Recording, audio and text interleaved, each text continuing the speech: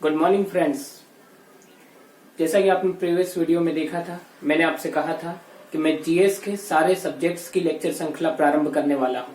ठीक है, इसी संदर्भ में मैं सबसे पहले इतिहास सब्जेक्ट प्रारंभ कर रहा हूं। जैसे ये सब्जेक्ट खत्म होता है, हम दूसरे सब्जेक्ट्स भी पढ़ते जाएंगे, कंटिन्यू करते जाएंगे। ओके, तो सबसे पहले बात आती है इतिहास। तो बहुत सारे स्टूडेंट्स को इतिहास जो सब्जेक्ट है बहुत बोरिंग लगता है।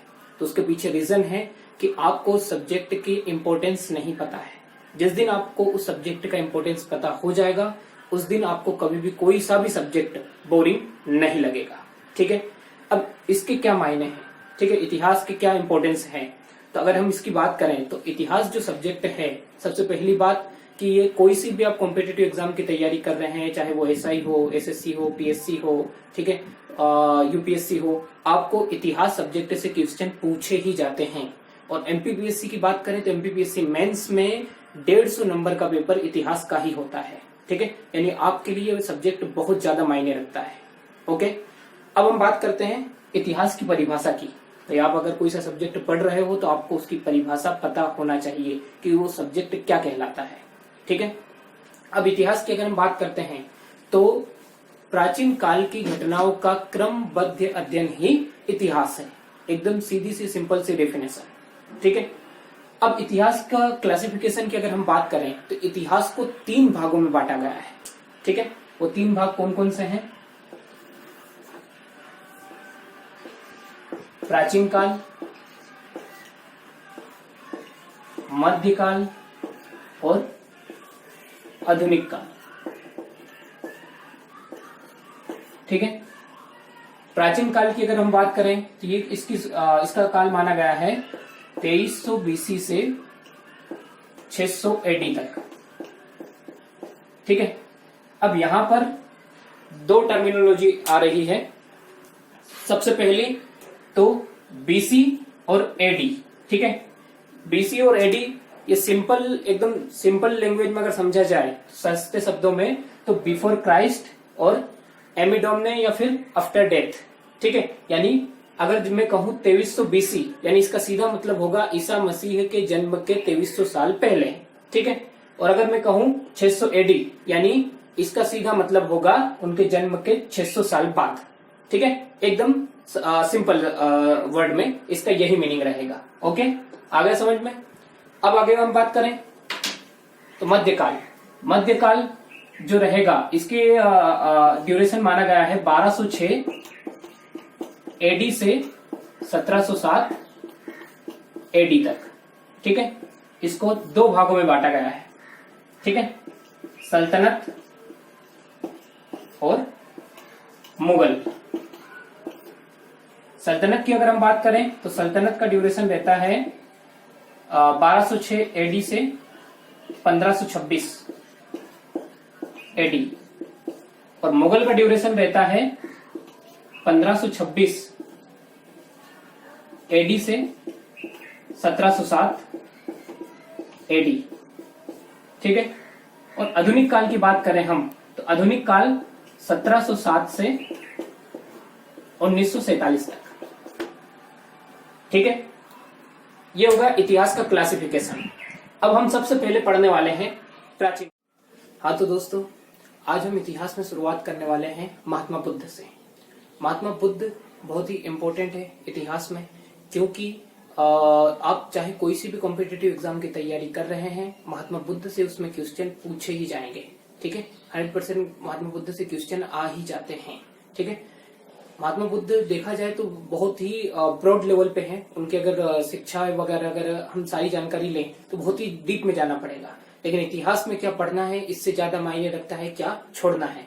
तो हम यहाँ पर अपने काम की चीजें ही पढ़ेंगे। ओके दोस्तों, तो सबसे पहले शुरुआत करते हैं हम महात्मा बुद्ध। महात्मा बुद्ध के बचपन का नाम था सिद्धार्थ। ठीक है, इनके पिता का नाम था शुद्धोधन, माता का नाम था महामाया। ठीक है, इनके भ्राता का नाम था देवदत्त, धाई माँ थी इनकी प्रजापति गौतमी, पुत्र था इनका राहुल, पत्नी थी इनकी यशोधरा। और महात्मा बुद्ध का जन्म 563 बीसी में कपिल वस्तु की लुम्बिनी, ठीक है, ये स्थान का नाम है कपिल वस्तु की लुम्बिनी में, नेपाल की कराई में स्थित है। ठीक है, मृत्यु इनकी थी 483 बीसी में, ये हुई थी कुशीनगर में। ठीक है, यूपी में ये स्थित है। अब हम बात करते हैं महात्मा बुद्ध के पूरे जीवन को। अब महात्मा बुद्ध का जो ये पूरा घटनाक्रम रहेगा, हम इसको एक कहानी के माध्यम से समझेंगे, क्योंकि कहानियां बहुत जल्दी याद होती है। ठीक है। महात्मा बुद्ध का जन्म 563 बीसी में कपिलवस्तु की लुम्बिनी में, नेपाल की कराई में, ठीक है, एक शुद्धोधन, शाक्य कुल के राजा शुद्धोधन के यहाँ पर होता है। भाई एक राजा के यहाँ पर पुत्र रत्न की प्राप्ति हुई है तो बड़ा सा आयोजन होगा। तो बिल्कुल बहुत बड़ा आयोजन किया गया। वहां पर बड़े बड़े विद्वान ब्राह्मणों को बुलाया गया। ठीक है। उन्हीं विद्वान ब्राह्मणों में से एक था कौंडिल्य। कौंडिल्य नामक ब्राह्मण ने जैसे ही महात्मा बुद्ध को देखा और देखते ही उन्होंने भविष्यवाणी की कि या तो ये बालक चक्रवर्ती सम्राट बनेगा या फिर बहुत बड़ा सन्यासी बनेगा। ठीक है। अब चक्रवर्ती सम्राट सुनकर तो शुद्धोधन बहुत प्रसन्न हुए, इतने प्रसन्न हुए कि क्या बताएं। लेकिन वहीं सन्यासी सुनकर उतने ही निराश भी हो गए। तो फिर यहाँ पर उन्होंने इसका हल पूछा ब्राह्मणों से ही कि इसका हल क्या निकाला जाए। ठीक है। इन्हें किस तरीके से सन्यासी बनने से रोका जाए। तो उनका हल भी ब्राह्मणों ने बताया।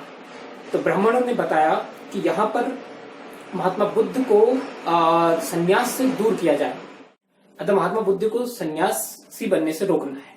तो इसीलिए ब्राह्मणों ने ये राजा से आग्रह किया कि आप एक काम कीजिए, ग्राम से सारे बुजुर्गों को हटा दीजिए। ठीक है। और इनके लिए एक अलग से महल का निर्माण करवाइए, उस महल में भोग विलासिता की हर वस्तु उपलब्ध कराइए इनको। ठीक है। अगर ऐसा कर दिया जाए तो इनका ध्यान सन्यासी जीवन की ओर जाएगा ही नहीं। जैसे वर्तमान में अगर हम अपनी बात करके देखें, अगर आप लोगों से बोला जाए कि आपसे मोबाइल वगैरह अगर अच्छे वस्त्र सब छीन ले जाए और आप लोगों को ये कहा जाए कि भिक्षा मांग के आप अपना जीवन व्यतीत करें, तो आप 1 मिनट भी नहीं सर्वाइव कर पाएंगे। ठीक है। बहुत मुश्किल हो जाएगा। यहाँ मोबाइल के बिना तो बिल्कुल जान निकल जाती है। तो बस ऐसे ही महात्मा बुद्ध को भी इतना ही भोग विलासी बनाने की कोशिश की गई, लेकिन होनी को कौन टाल सकता था। एक दिन महात्मा बुद्ध शुद्धोधन की अनुपस्थिति में शिकार खेलने के लिए निकले। ठीक है। अब महात्मा बुद्ध जैसे शिकार खेलने के लिए निकलते हैं अपने सारथी चन्ना के साथ में। ठीक है। अब चन्ना सारथी के साथ में जा रहे हैं तो इन्हें 4 दृश्य क्रमशः दिखाई देते हैं। वो 4 दृश्य बहुत इंपॉर्टेंट है, क्रम से आपको याद होना जरूरी है, क्रम से भी पूछे जा सकते हैं। ठीक है। तो यहाँ पर सबसे पहला दृश्य था एक बुजुर्ग व्यक्ति। अब एक बुजुर्ग व्यक्ति इन्होंने देखा। अब बुजुर्ग व्यक्ति को जैसे इन्होंने देखा तो वहां पर मैंने पहले कहा था कि ऐसा मतलब शुद्धोधन द्वारा हर बुजुर्ग व्यक्ति को ग्राम से हटा दिया गया था, लेकिन ये शिकार खेलने के लिए दूर के क्षेत्रों में निकल गए जहां पर बुजुर्ग व्यक्ति इन्होंने देख लिया। अब बुजुर्ग व्यक्ति पर इनकी जैसे नजर पड़ी तो इन्होंने देखा तो इन्होंने सारथी को कहा, हे सारथी, ये कौन सा पशु है। तो सारथी कहता है, नहीं प्रभु, ये कोई पशु नहीं है, ये इसके बारे में मुझे आपको बताने की आज्ञा नहीं है। ठीक है। तो वहां पर सारथी को महात्मा बुद्ध कहते हैं कि मुझे बताओ, मैं एक राजकुमार होने के नाते आपको आज्ञा देता हूं, वरना तुम्हारा सिर धड़ से अलग कर दिया जाएगा। तब वहां पर सारथी कहता है कि प्रभु, ये एक बुजुर्ग है। बोले ये क्या होता है। तो बोले प्रभु, जब ये अपने जीवन की अंतिम अवस्था से गुजर रहा है। तो बोले अंतिम अवस्था में शरीर इतना भद्दा और इतना बदसूरत हो जाता है। बोले हाँ प्रभु। बोले मेरी इतनी सुंदर काया भी ऐसी हो जाएगी। बोले हाँ प्रभु, आपकी सुंदर काया भी ऐसी ही हो जाएगी। तो ये सुन के महात्मा बुद्ध टेंशन में। ठीक है। तभी आगे बढ़ते हैं तो महात्मा बुद्ध को एक रोगी व्यक्ति नजर आता है। अब रोगी व्यक्ति देखा महात्मा बुद्ध ने, अब पहली बार जीवन में उन्होंने रोगी व्यक्ति देखा। तो फिर एकदम कॉन्फिडेंट होकर अपने सारथी चन्ना को बोले वो महात्मा बुद्ध कि हे सारथी, यह तो अवश्य पशु ही है, क्योंकि वह व्यक्ति कोढ़ से पीड़ित था। कोढ़ तो आप समझते हैं। ठीक है। बड़े बड़े फफोले पूरी बॉडी पे निकल आते हैं। तो फिर सारथी कहता, नहीं प्रभु, यह भी पशु नहीं है। बोले ये कौन सी अवस्था है उनकी। बोले ये कोई अवस्था नहीं है, ये एक बीमारी से पीड़ित है, कोढ़ नामक बीमारी। बोले अगर मेरी इतनी सुंदर काया भी इस बीमारी से पीड़ित हो जाए तो इतनी बदसूरत हो जाएगी। बोले हाँ प्रभु, आपकी सुंदर काया भी ऐसी ही हो जाएगी। तो महात्मा बुद्ध और ज्यादा टेंशन में। ठीक है। तभी आगे बढ़ते हैं तो महात्मा बुद्ध को आगे एक दृश्य नजर आता है, एक समाधि या मृत संयम। ठीक है। यानी किसी व्यक्ति की मृत्यु हो गई थी, उसे उठाकर ले जा रहे थे। ठीक है। अब यहाँ पर क्या होता है कि उसको 4 कंधे पर उठाकर ले जा रहे हैं। महात्मा बुद्ध की नजर उस पर पड़ती है। महात्मा बुद्ध सारथी को कहते हैं कि हे सारथी, ये तो मुझसे भी बड़ा चक्रवर्ती सम्राट लग रहा है, क्योंकि इसको तो 4 व्यक्ति कंधों पर उठाकर ले जा रहे हैं। तो बोले नहीं प्रभु, यह कोई चक्रवर्ती सम्राट नहीं है, यह मृत्यु को प्राप्त हो चुका है, अब इसे जलाने के लिए ले जा रहे हैं। तो महात्मा बुद्ध कहते हैं, इतनी सुंदर काया को जला दिया जाएगा। बोले हाँ प्रभु, हाँ, इस सुंदर काया को अब जला दिया जाएगा, मरने के बाद जला दिया जाता है। महात्मा बुद्ध अब तो बहुत ही ज्यादा टेंशन में। ठीक है। तभी आगे बढ़ते हैं तो अब चौथा दृश्य उनको नजर आता है एक सन्यासी का। अब जैसे ही महात्मा बुद्ध एक सन्यासी को देखते हैं, ठीक है, तो सन्यासी को देखते ही एक जिसके तन पे पूरे कपड़े भी नहीं, ठीक है, एक वृक्ष के नीचे पद्मासन मुद्रा में बैठे हुए, ठीक है, ईश्वर में ध्यान लगाए हुए एक व्यक्ति बैठा हुआ था। तो महात्मा बुद्ध ने सारथी को कहा, हे सारथी, यह व्यक्ति कौन है, यह मनुष्य कौन है जो जिसके पास कुछ भी नहीं नजर आ रहा है, किंतु फिर भी इसके चेहरे पर अजब सी मुस्कान की चमकान है।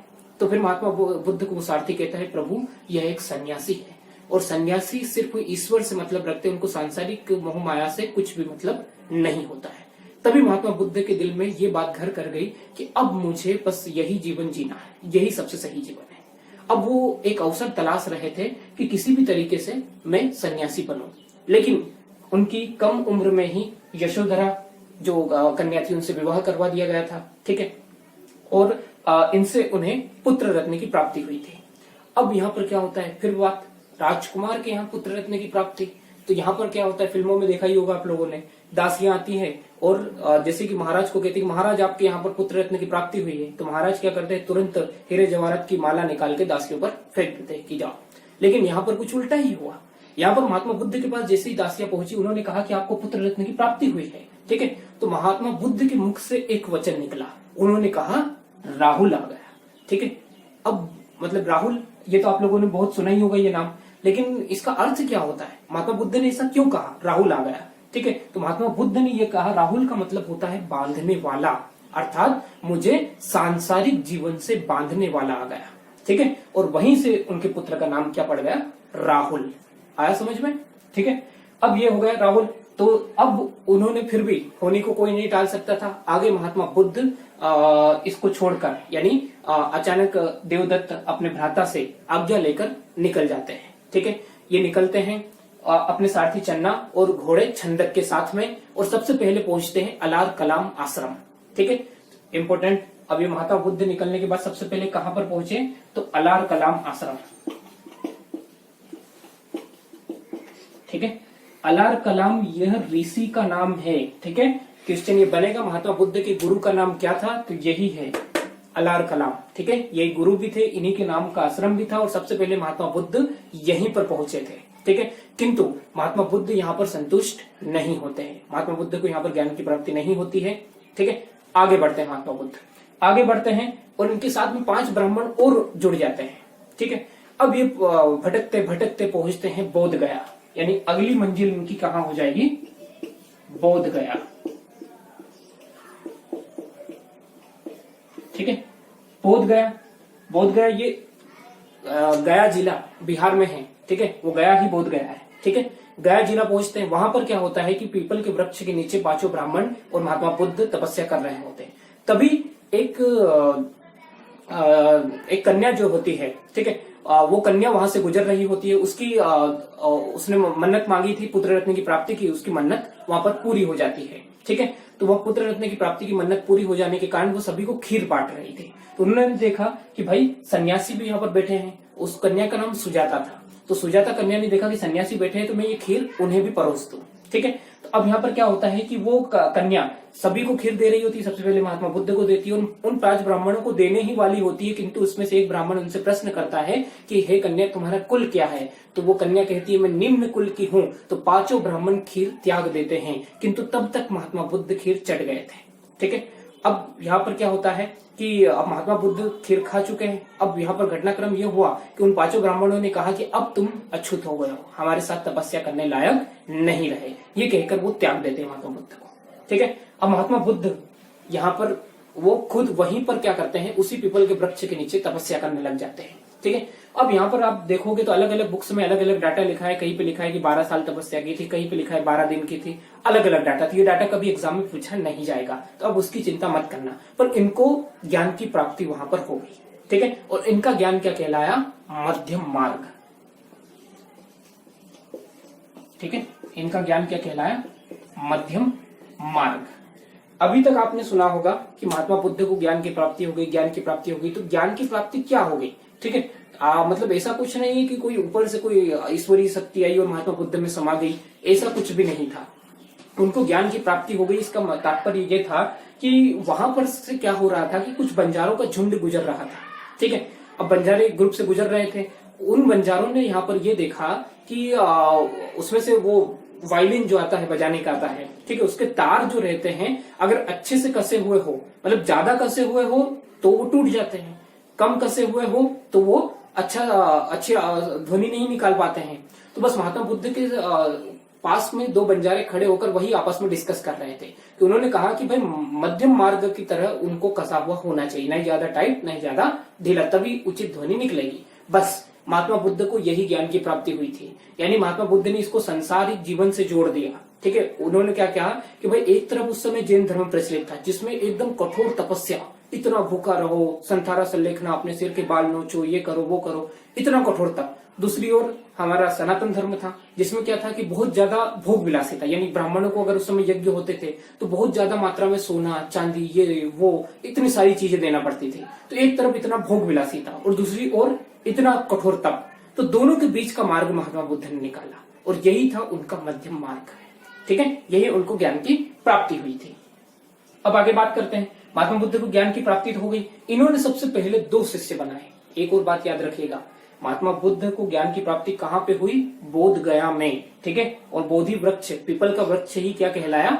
बोधि वृक्ष कहलाया। क्लियर? अब यहाँ पे एक और बात थी कि महात्मा बुद्ध ने जब ग्रह त्याग किया था तो उसको इतिहासकारों ने महाभिनिष्क्रमण कहा था। ठीक है, ये क्वेश्चन भी बन सकता है कि महात्मा बुद्ध का ग्रह त्याग जो था क्या कहलाता है? महाभिनिष्क्रमण। ठीक है, अब यहाँ पर ज्ञान की प्राप्ति हो गई।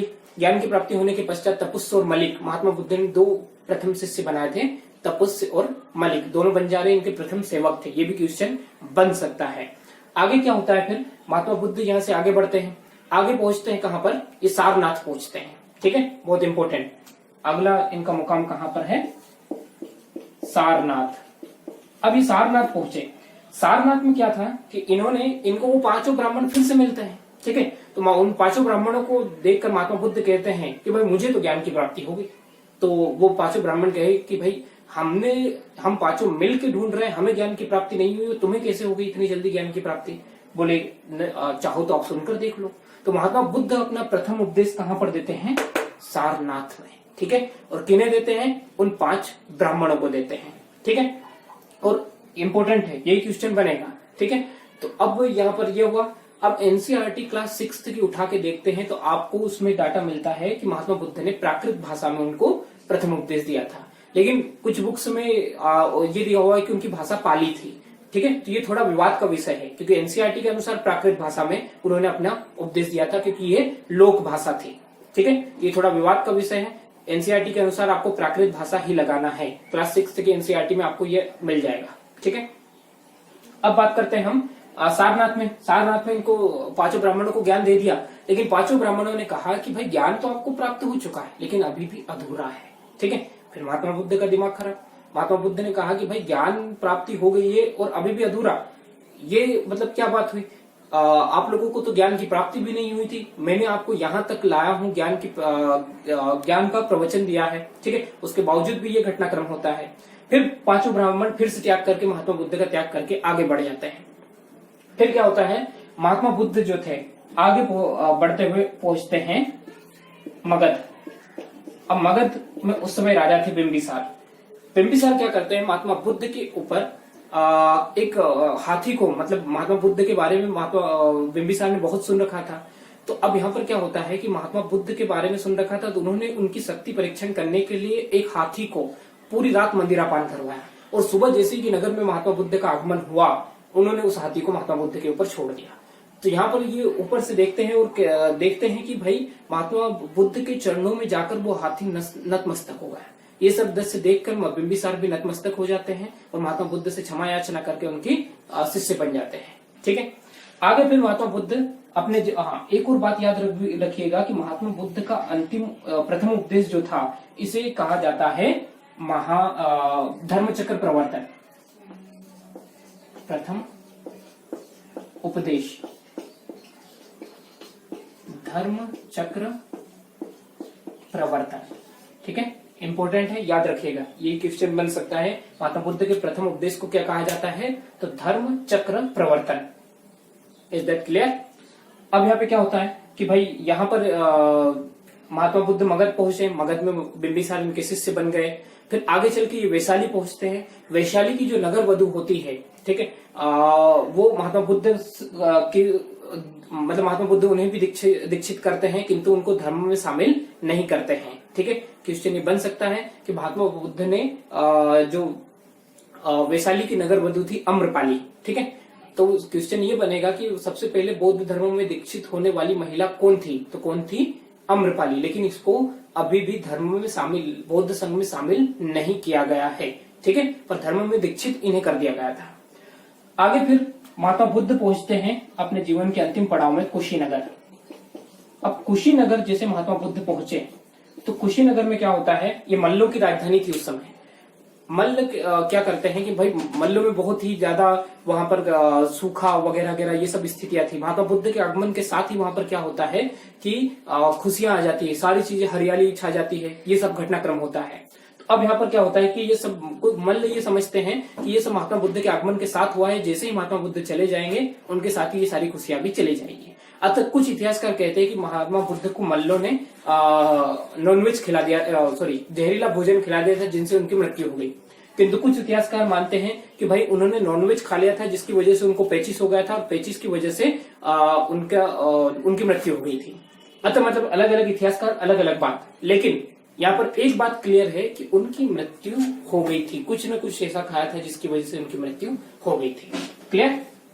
अब ये होता है कि महात्मा बुद्ध जो है कुशीनगर में उनकी मृत्यु हो गई। उनकी मृत्यु को इतिहासकारों ने महापरिनिर्वाण कहा है, ठीक है। महात्मा बुद्ध की मृत्यु को क्या कहा गया है, महापरिनिर्वाण। तो इतना घटनाक्रम महात्मा बुद्ध के जन्म से लगा के मृत्यु तक का होता है।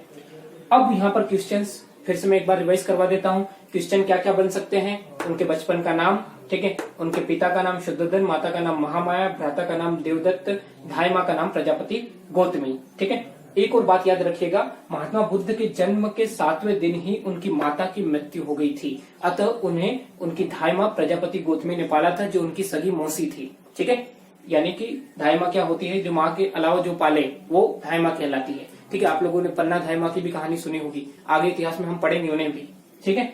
पुत्र राहुल, पत्नी यशोधरा, जन्म 563 बीसी कपिलवस्तु की लुम्बिनी में, मृत्यु 483 बीसी में कुशीनगर में इनकी मृत्यु होती है, ठीक है। इनके गृह त्याग को महावीर निष्क्रमण, प्रथम उपदेश, धर्मचक्र प्रवर्तन, इनका ज्ञान मध्यम मार्ग कहलाया, इनकी मृत्यु महापरिनिर्वाण। इन्होंने 4 ये दृश्य क्रमशः देखे थे। इनके गुरु का नाम था अलार कलाम। इन्हें बोध गया में ज्ञान की प्राप्ति हुई थी, बोधि वृक्ष यानी पीपल के वृक्ष के नीचे। इन्होंने प्रथम उपदेश दिया था सारनाथ में, ठीक है। सारनाथ में इन्होंने प्रथम उपदेश 5 ब्राह्मणों को दिया था, ठीक है। मगध में मगध के राजा बिंबिसार ने इनके शिष्य थे, ठीक है, इनके समकालीन भी थे। कुशीनगर में इनकी मृत्यु होती है। इनके प्रथम 2 शिष्य थे तपुस और मलिक, ठीक है। और इतने इंपोर्टेंट क्वेश्चंस महात्मा बुद्ध से पूछे जाते हैं। ओके, क्लियर, धन्यवाद। अब अगले वीडियो में हम महात्मा बुद्ध की शिक्षाएं पढ़ेंगे, ठीक है। महात्मा बुद्ध की शिक्षाओं को पूरा समझेंगे हम अगले वीडियो में। धन्यवाद।